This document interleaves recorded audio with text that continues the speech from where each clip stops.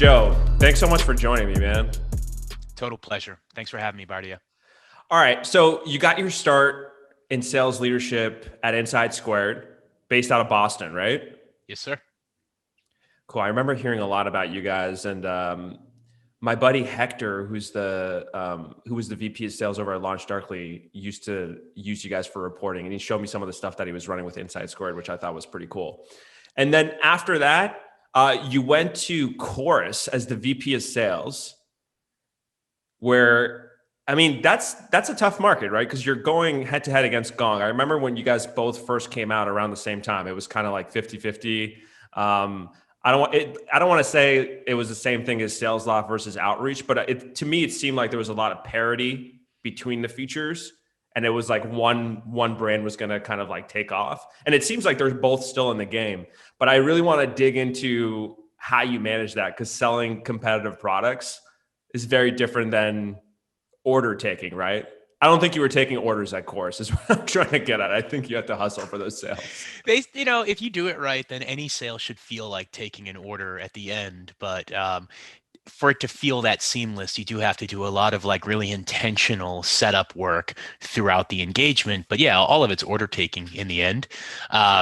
Chorus and Gong, man, it's interesting. I think it's a very apt description to compare it to Outreach and Sales Loft, where they're very, very clear head-to-head competitors that emerge at around the same time and really create a category together. And so when I first looked at call recording, I had a trial of Gong when I was at Insight Squared.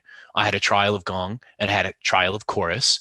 And it was so early that the sales rep at Gong was their CEO, and it was so early that Chorus was only recording audio. They weren't even recording the video yet. That's how early I found call recording.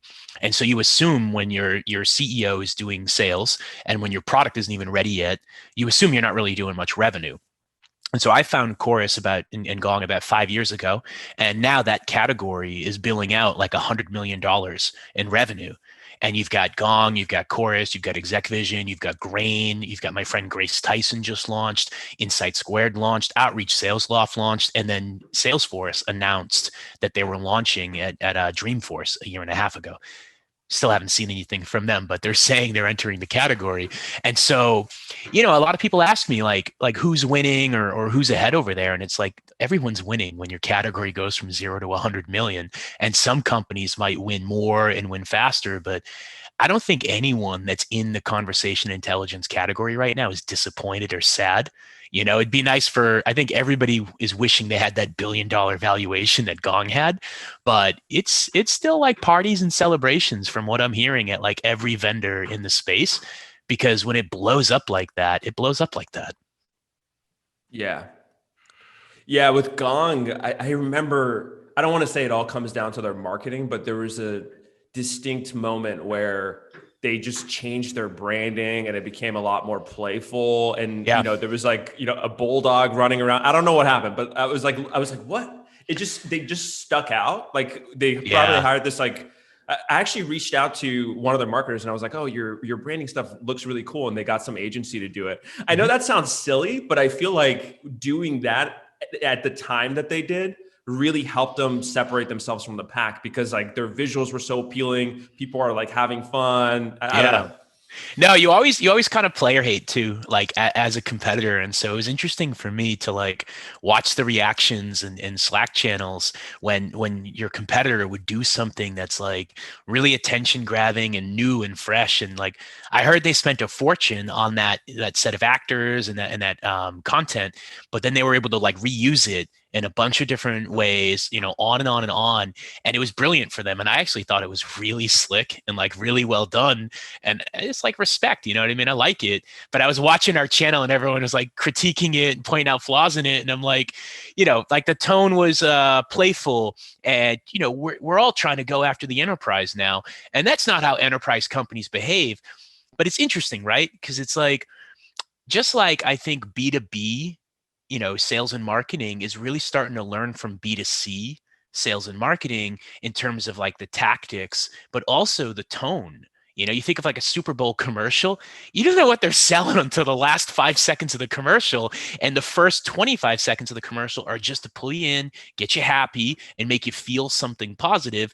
By the way, buy a car or jeans or a cell phone plan, you know? And so I mean, in retrospect, and even in the moment, I'm like, that's some pretty slick marketing that they did. Make it fun, make it engaging. And like the goal is to pull people in, not just like very dryly state what your value prop is. I experienced the same thing when I was at Intercom because we were going head to head against Drift. It's a lot of And fun in Drift, man. They were in the same building as me in Boston. So a lot of fun in Drift. so those guys, they're just some of the best marketers in B2B, I Shout think. out Dave Gearhart. Shout out David Kinsell. When they were coming out with some of their new messaging, and I forget what their pitch was at the time, but the whole live chat sales thing that they were doing. Um, when I was at Intercom, I kind of experienced the same thing. Like when you're in your Slack channel, because you're keeping an eye on your competitor. You don't want to be consumed by your competitor 24/7. But when they're putting out great content, and you see some people on Slack get salty, that's kind of, I think, a Yeah. sign that your competitor's probably doing something right. You know what's interesting though, Barty, is like I had this when I was in college, and I went to Bentley University outside of Boston, and I played football for Bentley, and we had a pretty good team, and we recruited a lot of local kids in Massachusetts, um, and we all played in competing high schools. And my freshman year, I always think of this. My freshman year, we had to like gel and form a team, and it took longer than you would think because we had competed against each other. And ooh, I hate the guys. You know, I'm from Everett, and they're from East Everett. Ooh, I hate those guys. You know, and it's like you got to stop and ask yourself, like, how similar are you that you're both from the same part of the country, playing the same sport, and then choose the same college? You should probably just be friends. And then I look at like I was at Inside Squared competing with Clary. I was at Chorus competing with Gong. We haven't found a competitor yet at Reprise, but like they'll emerge. And my point of view on this was the same as it was back then. Like we're all in software, right? And we're all in sales, and we're in the same freaking category, yet we hate each other and we have nothing in common and we don't see eye to eye. So like I just never really took it that seriously. I never really took it to heart. And as soon as I leave a category, I just immediately go up and down the org chart, make as many friends as I can, expand my network. And like, you know, it's crazy to hold grudges against competitors, but I think a lot of people do. Like, I think a lot of people really, really get into the laundry that they're wearing. And like, cool, man. If that's what you need to like get passionate, cool. Yeah, no, I'm totally with you. I've also seen when people leave and go to a direct competitor and then they're like, that to me is a little, I think that probably is a little unnecessary in my opinion. Because if you're good at your job and you're in tech, you could go work at a bunch of companies. Yep. I'm not going to call it like a Kevin Durant move, but it's like, it is kind of, it's just kind of like, don't go to the company that you've just been fighting and you've been so close to beating. And then because then you're taking all the intelligence over. I know it's not illegal, especially in California, and it's fine, but I can see why people get salty about it is all I'm going to say. It's an interesting move, and it's funny you call out Kevin Durant in Boston, where I'm from. Like everyone tends to like the Patriots, go figure. And the Patriots are very competitive with like the Buffalo Bills and the Miami Dolphins, and it's interesting in the Jets, obviously, the Jets especially, actually, where they'll sign like practice squad players or people that have been cut from the team. They'll sign them the week before they play each other, right? And then they'll have that player kind of run quarterback as they practice against the next opponent's offense, or like run safety or linebacker as you practice against your opponent's defense. And they'll literally bring these folks in, and it's literally just because they had gone through training camp, they had the playbook, and they know how the other team is going to play the game. And so I have thought about that as you leave your company and go join your competitor. Like, do they value you? You know, like especially if you were let go, do they value you, or are they just hoping you show up with a playbook? And then how do you think that's going to work once that week's over and they're on to the next opponent? Like, how is that going to work long term, and how is it going to play out? At the end of the day, I think everyone's going to earn, everyone's going to do what's right for their career. And, you know, if that means going and take a job with someone you used to compete with, so be it. But I wonder if it's actually a good move for your career. And I wonder if you're doing damage to your network, where when I finish up a job, I have, you know, the entire executive team and usually all of the investors, I have them in my phone, connected on LinkedIn, and I can ask for a favor.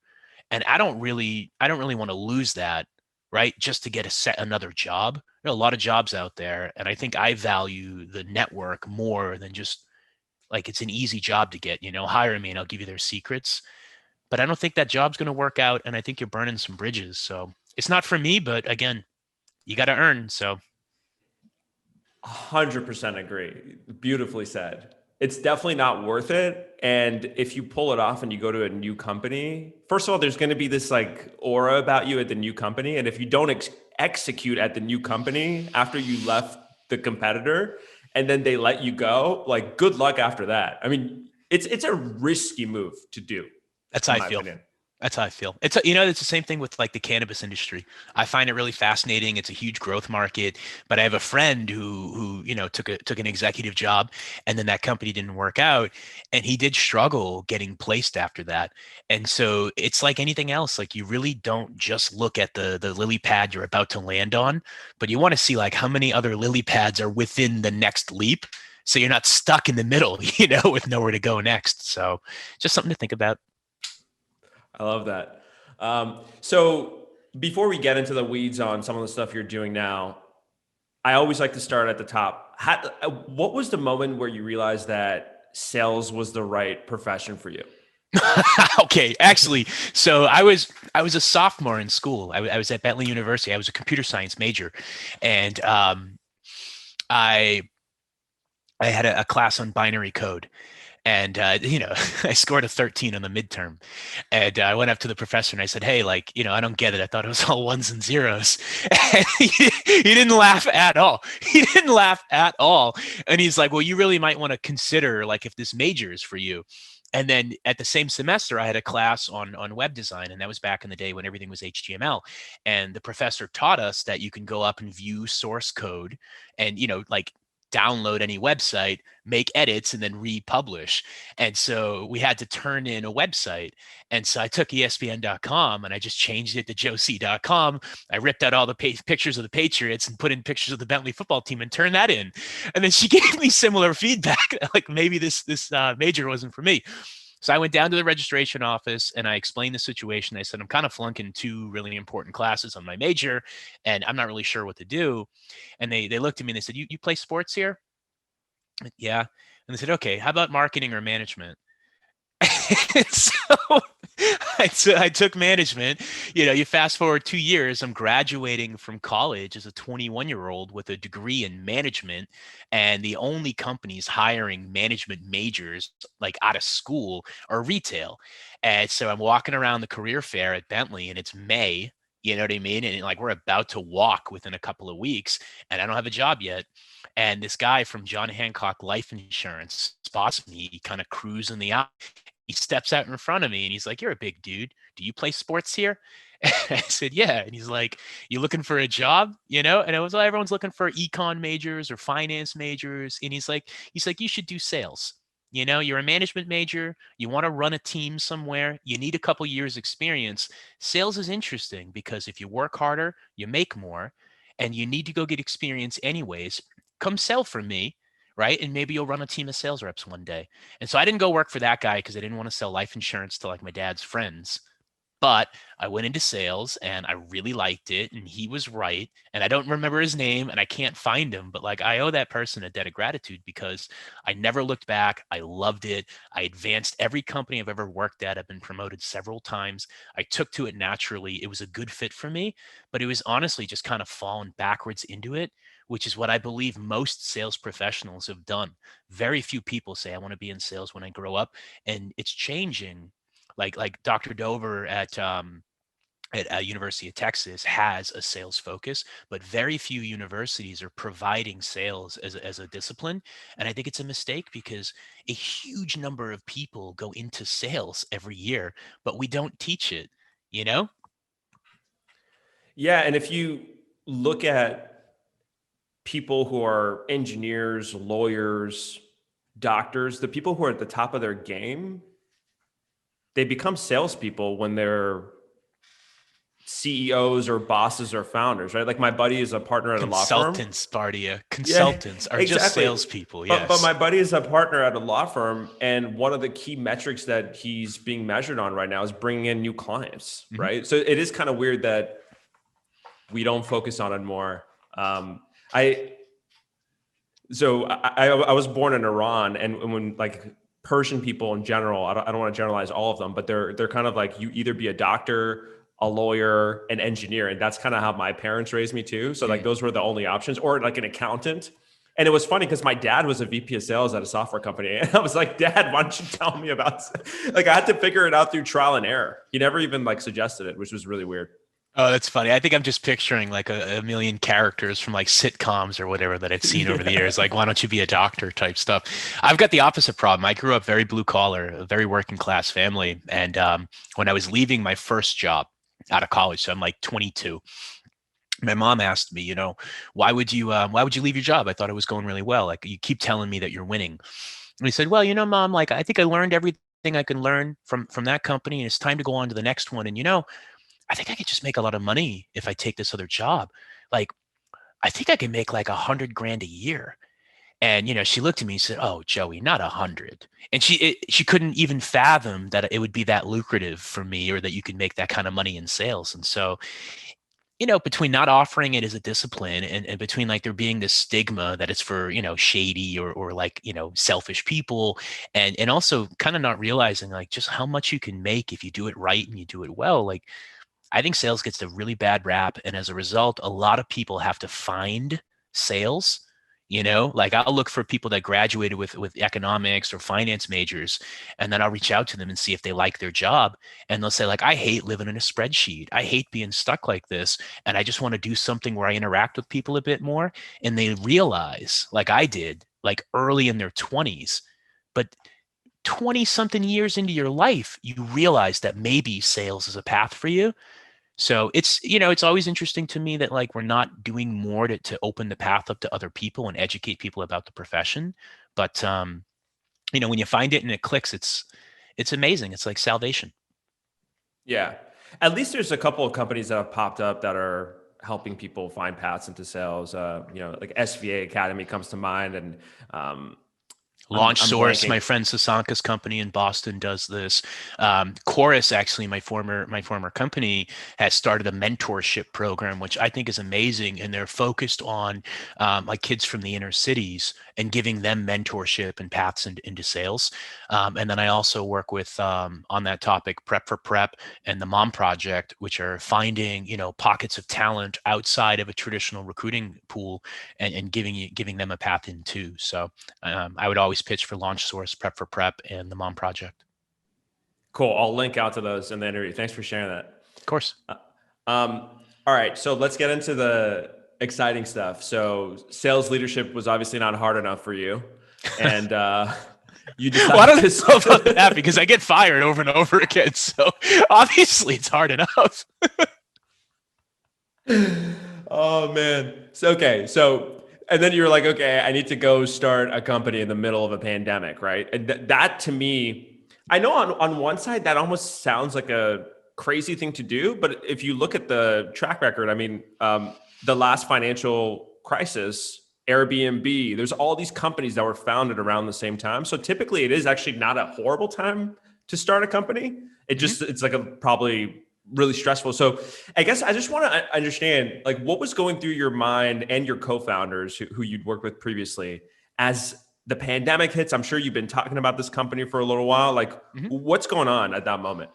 I was advising on the idea. So the co-founders were all former Inside Squared. All four of us worked together at Inside Squared. We know each other. In fact, all four of them were at my wedding. That's how close we are. And so I was advising on the idea while I was still at Chorus. And the reality is, we launched because of COVID. you know we launched because there's been a massive shift in the way people do their job. Like, at a minimum, they don't do it at the office anymore, they do it at home, which has a ton of carry on changes that are going to take place to how you evaluate technology, how you use technology. And I'm clearly talking about asynchronous use and remote use, and our product helps with that. Our product helps other software companies communicate in the new normal. And so we've been working on it and kind of like kicking the idea around for a while. And then with COVID, we said like we should probably launch right now because this is the right time for our idea. So it accelerated us, and I hate to talk about like benefiting at a time like this, but yeah, the changes that have taken place in the last 12 months have led to an increased need and an increased speed with which companies realize this is a good idea. And so it's definitely part of it. But just to circle back and answer your actual question, I never planned to start a business. I love going early. I was employee 9 at Insight Squared. I was employee like 25 at Chorus, and I love to scale. Like I'm 0 to 10. And I'm 0 to 10 at Insight Squared. We went a little higher than that actually. And then I'm 0 to 10 even faster at Chorus. And I'm going to be 0 to 10 really, really fast at Reprise. I love that part of a company. But when it's over and it breaks, and they all break. I love that scene in a movie where you like throw the match and you don't look back as it explodes behind you. I never wanted to be the guy trying to put that fire out. And so I never thought I would be a founder. But the reality is in mid-February of this year, I was fired. Right. And so I lost my job and I'd been there for 24 months. So I'm patting myself on the back like, hey, I beat the average, which is 18 months. You So, did. I'm 125% of the average or 133% of the average. But yeah, I lost my job like a lot of heads of sales do. And so it's mid-February. COVID is just dropping. And I've got to make a decision, to go work at one of the companies that I'd started to interview with or come on board as a co-founder. And really, one of my driving, like deciding factors was I love and trust the people that I'm working with, and I genuinely know they have my best interest at heart, and I can rely on them.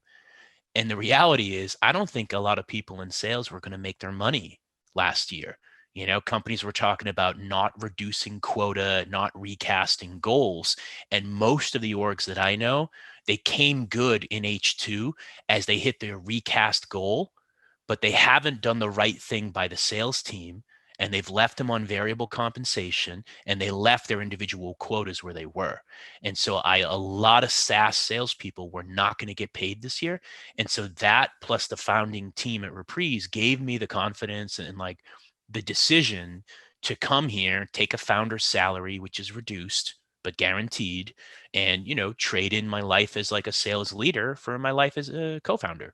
So kind of a perfect storm, really, between this product fitting the trend in the world, the founding team being people that I would really love to work with, and the alternative job market being kind of soft and just me not having faith that you'd hit your OTE if you took another job. That's interesting. I So feel like I burst your bubble, Bardia. You were hoping for no, me to give no, you no, advice on any dude. sales I leader. love how we were talking before we pressed record, right? And I love how candid you are. And I don't want to say everyone from the East Coast is a certain way or everyone from the West Coast is a certain way, but typically I have these types of conversations with people from the East Coast, and I love it. It's so nice to be able to just talk and not try to put a spin on everything that you're saying. I think you're just like speaking from the heart right now, which means a lot. This is Well, awesome. isn't it funny how you've never met a sales leader that's been fired, but the average tenure is 18 months? Like, isn't that funny? And it's like, who broke up with who? Like, it's high school all over again, you know? Like, Well, they both say they broke up with the other one. And it's like, any breakup should be mutual. Let's be real. And I have people no, don't want to say it. They don't yeah, want to say it. It's a sign of weakness, right? It's the same reason why people sometimes don't want to apologize. You hear politicians talking about like I'll never apologize. It's like, okay, man, relax, buddy. Like, let's not go down that path right no, I know now. I'm not, but I'm just saying it's the same kind of mentality of like you can't ever show any sort of vulnerability, right? And it's like, Yeah, yeah, it's the shit doesn't work opposite. out. We're working at startups. It's the opposite is true. That is how people feel, but you've got to evolve beyond that and realize that like being vulnerable and general and genuine and earnest is endearing, and it's counterintuitive that you may be stronger if you admit your weaknesses, right? But it's counterintuitive, and people think they have to be infallible and they have to, people won't follow me if I'm weak. And it's like people won't follow you if you're an asshole. They'll follow you if you're weak. They won't follow you if you're just mean and stubborn and wrong.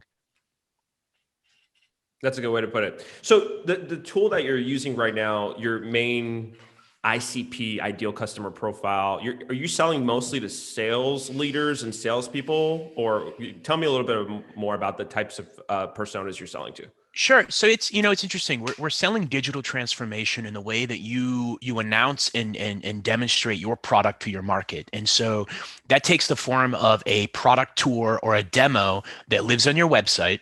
So your prospects can self-educate. So there's a big movement right now for product-led growth, which is put a trial on your website. Don't make them come in and meet sales and do a discovery call and then meet sales a week later and get a demo and then come in a week after that and do a trial. Give them the product up front.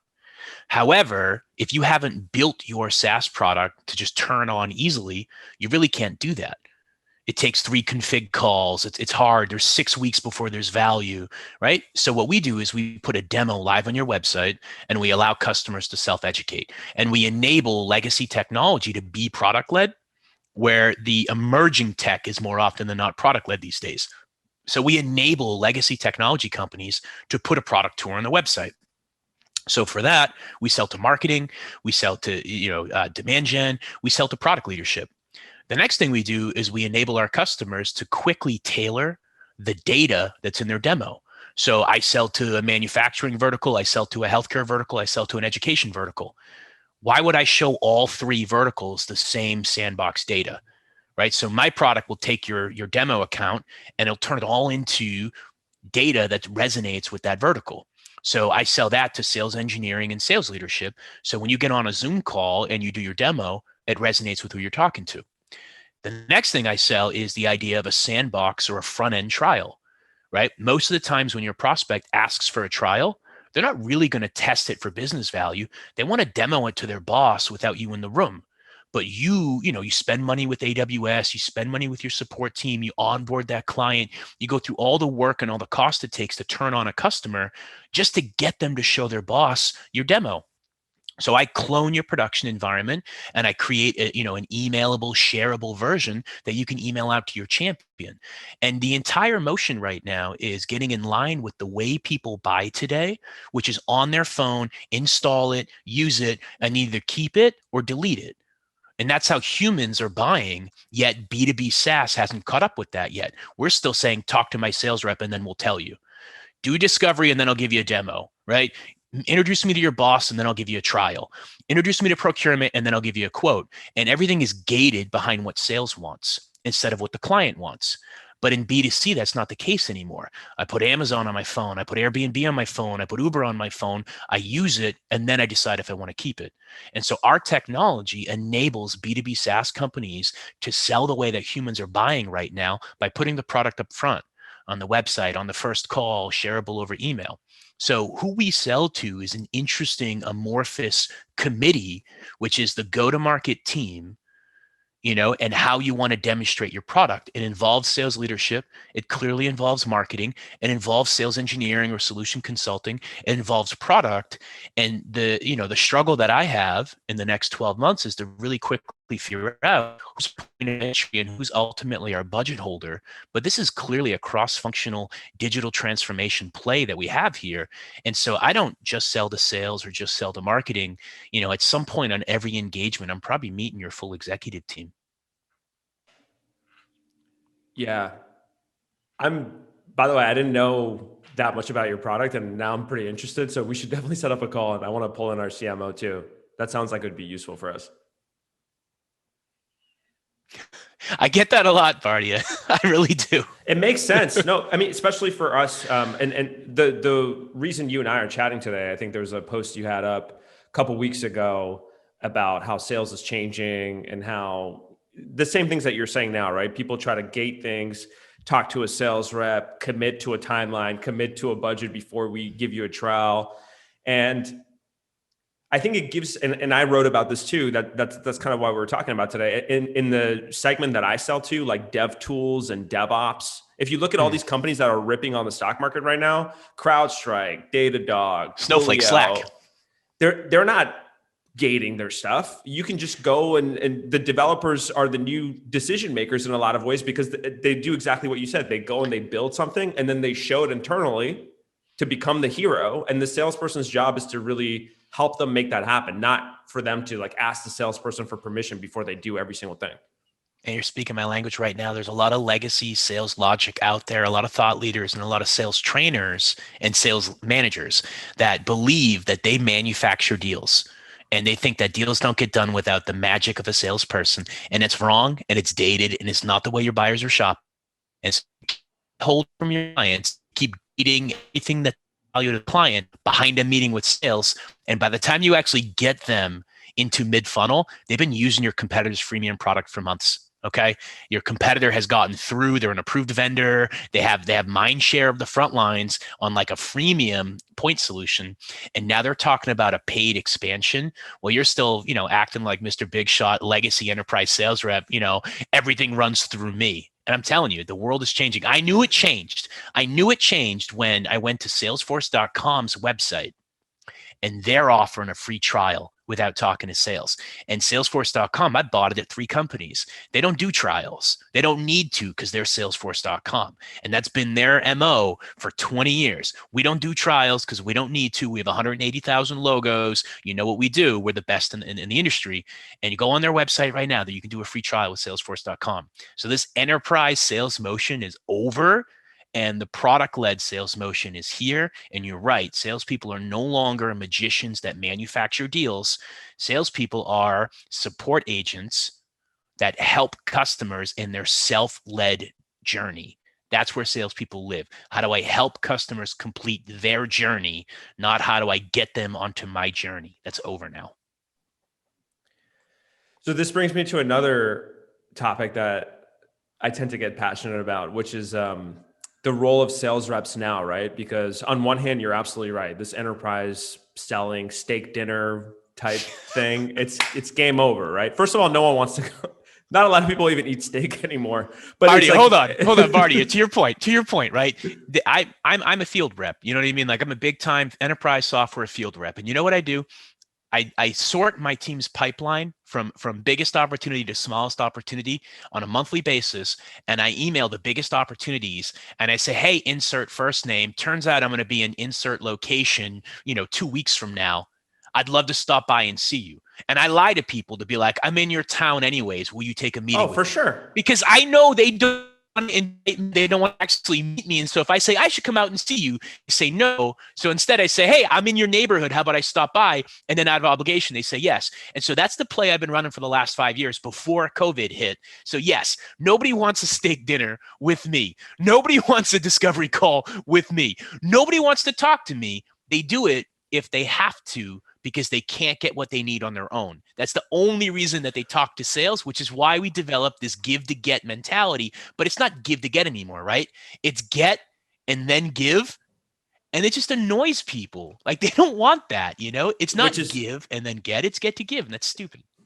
And you're right. Like there's some people who are stuck in the past where I've seen sales leaders who will say, well, let me hop on that call and I can help push it along. And then, this isn't anyone that I've worked with directly. I'm just telling you stories that I've heard, but it's like they'll jump on a call and then they'll start pulling those like old school sales tactics and they actually jeopardize the deal that was progressing pretty nicely to begin with.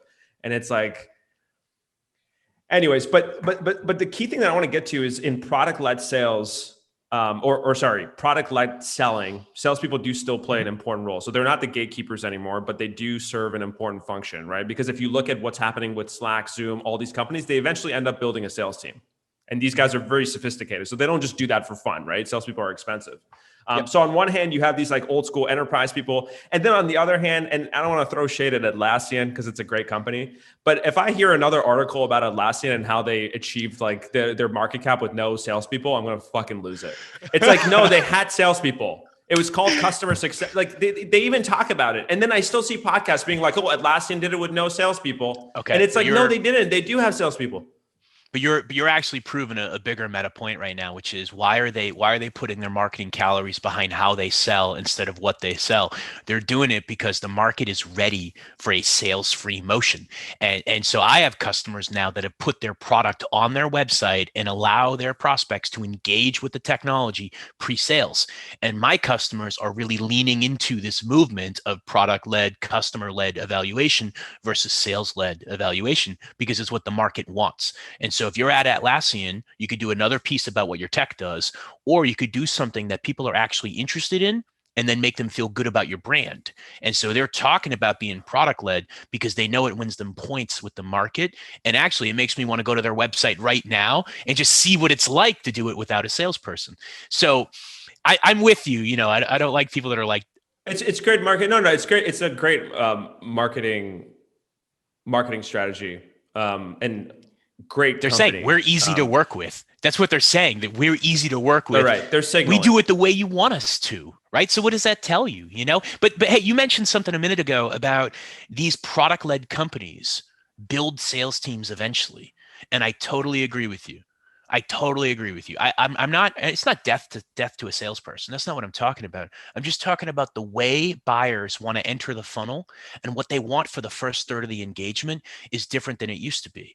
And so give buyers what they want, and they'll flock to your product and your website, and they will talk to you. And if you can be fully product led, do it. But if they're not getting all the way to like a shopping cart on your website, then deploy help agents instead of sales reps. And the entire conversation is, how do I unblock you from value versus tell me what I need to know to trick you into buy-in. Right. And so you could still have a salesperson, but to your point, they're support people. And then the other thing that ends up happening, right, is that's how you can go 0 to 10 like this without spending any money versus hiring 20 salespeople, and breaking even in your 0 to 10. Okay. Cold calling. Yeah, Right, you're exactly. right. And making people mad and tarnishing your brand the whole way versus just open your funnel up wider, let people in, and then let the low hanging fruit early adopters buy. 0 to 10 should be product led if it can be.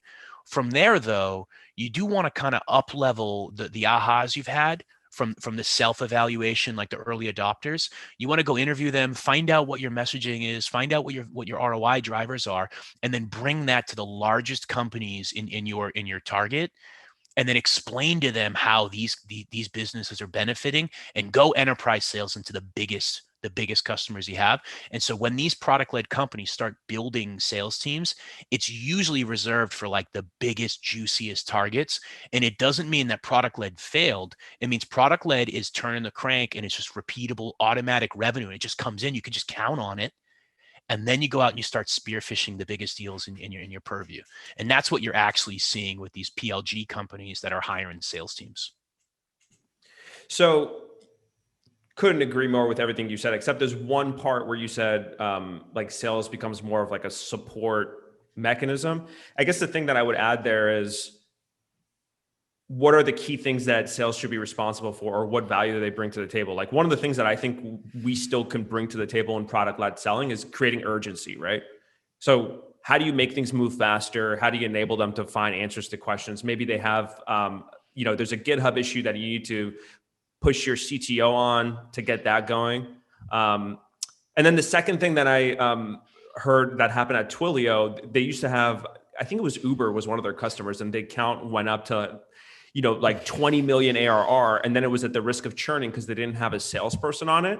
Yeah. And what their CEO was talking about was like, the top salespeople help you avoid surprises. Because if it is just product led and people are just using your product, and you have no visibility into how it's being used, and then their usage goes through the roof, and you don't have someone actively managing that relationship, it's going to be very hard for you to identify the risks just by looking at some dashboard, right? Totally. I think you're nailing it right now. The other thing that I would say, though, that salespeople at product-led organizations, right, they kind of have to. Oh, I can't believe I'm going to use this analogy. They're the quarterback. They're the quarterback of the deal, right? Like they always are. How about maestro or conductor? They're the conductor of the deal, and they tell the horns when to come in, and they tell the brass when to come in, they tell the strings when to come in, and they're manufacturing a deal. That's old school legacy sales. I know when to bring in my solution engineer. I know when to bring in my VP to go for a close. I know when to go get product marketing and give me some bespoke content. I know when I need the BDR to go multi-thread, and I'm kind of over here just like organizing everything. And that's how an enterprise AE should behave. In product led, these people are just coming into your software. You could have two people at the same organization, like sitting right next to each other, both setting up free accounts and both kind of fumbling through the setup. Or you could have just one person doing that and no one else in the buyer committee has heard your name yet. And so as a salesperson in a product-led organization, you're basically looking for signal in the usage data. new users from the same IP or from the same domain, right? You're looking for signal that it's time to either loop someone in together. You both have been in here, or go to someone new and say, you didn't know this, but Bardia has been using it for this reason. And so the salesperson, to your point, like they can fix churn, they can spot a spiraling cost, but they can also understand like what it's going to take to get a deal done and make sure those people are engaged in the product instead of just staying single threaded, right? And it's the same concept as it was when you were doing deals yourself. It's the same concept. Your tools are different, your messaging's different, your attitude's different. It's judo. It's judo now. You're kind of opening the door and letting people fall forward instead of trying to like drag them or get behind them and shove them. But it's the same things have to happen to get an organization to sign a contract. Love it. Definitely stealing that judo analogy in a post. The Olay. All right. I know we're running out of time here, so I just want to get into your probably number one goal right now is hiring, right? Would that Oh yeah. be okay? So what are you hiring for in your org? Oh, so we need product marketing, we need field marketing, and we need marketing ops. We need a few more sales engineers, solution consultants to fill out that team. I need like a half a dozen AEs by the end of Q1 this year. What type of profile are you looking for when it comes to AEs? So I'm interesting, right? Like I'm a good boss. People like working for me. And so I usually fill the team in the beginning with folks that I've worked with in the past because they know the playbook and like the ramp time is shorter. And so I like hiring former, like boomerang reps to come back and work for me again. And it's actually really enjoyable too to see how that Pokemon's evolved. You know what I mean? And so I hire people back in the building and I watch them run and I'm just like, whoa, like you weren't that, 5 years ago when we worked together. You've grown since then. So that's a really interesting thing that I try to do with like my first 5 sales hires. I try to get known entities. Beyond that, I'm looking at the role that we sell to, and I'm trying to back out like who's got experience selling to that role. So they kind of already know the nuances, and maybe they already have a decent Rolodex. Showing my age there with Rolodex, and also in the beginning, like pioneering spirit versus like hiring reps from really established companies like HubSpot or Salesforce or whatever. The fear is if you hire somebody that's been in a big org for a long time, they come in here and they're like, where's the LMS? Where's the content? You know what I mean? Like where's the wiki, right? And it's like we don't have any of those things and we won't for at least 12 months. And so for me, I'm looking for as many repeat people as I can find. If I can't fill the team out with people that I know, then I'm going to start looking for people that have sold to my target buyer in the past. But at this stage, I need people that are scrappy and can figure it out versus people that are, just that quarterback conductor that we talked about. So you mentioned people that you've worked with in the past, and I don't want to simplify too much, but if there was one common characteristic that you see among these people that tend to work well in a super early stage scrappy environment, what's kind of one thing that you see that's pretty common among them?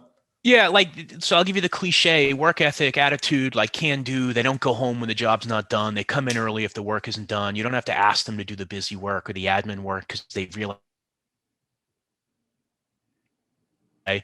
I hire former athletes type stuff, right? So give me people that want to win and they work hard. But then the reality is like it's a vulnerable or a willingness to be vulnerable that I look for. And it's somebody that either comes to me and says like, I looked at your profile, you look like a good coach, I really want to learn this, but they mean it. Or people that are willing to not always have to be the best and guess at the answer and guess with confidence, but instead admit when they don't know the answer and then consume the info you give them, whether it's a talking to or an article or like an exercise to try. They actually apply themselves and you can watch it like one and done. You give them the information, they try it poorly, but then you coach what they tried, and then they try it a second time, and they're quickly iterating to have that skill set that they lacked. And so that only comes from somebody who's humble and like how do I put it, like confident enough in themselves that they're able to humble themselves and accept your help which is actually a lot harder than people think. It's really, really hard to admit weakness and get help and then put yourself out there and risk being humiliated, like trying to learn a dance for the first time in front of your whole class, right? Because that's what's happening here. We record these meetings, we watch film review, we talk about how the deals are going, we do public forecast calls with the full sales team. And so when they're bad at something and they admit it and they get advice, they have to go try something new where they might fail and be really embarrassed by it. And that takes a special kind of person. It really does. And so I'm hunting for a signal that they're that person, because I can fix anything, right? Except for people that won't be fixed. I love it, man. It's been such a pleasure talking to you. I'm really pumped for what you're building over at Reprise, and I'm definitely going to check it out. So after we hit stop on this, let's chat for a little bit on how we can get time on the calendar and explore what you're building. My pleasure. Anyone that wants to find out what Reprise is about, find me on LinkedIn. I'm super social. I love connecting with people. I've got an early, beginning of an army of a sales team, and they'd love to give you a demo and tell you what we're building. So you can find me on LinkedIn, and yeah, absolutely. Talk to you soon, man. Thanks, Bardia.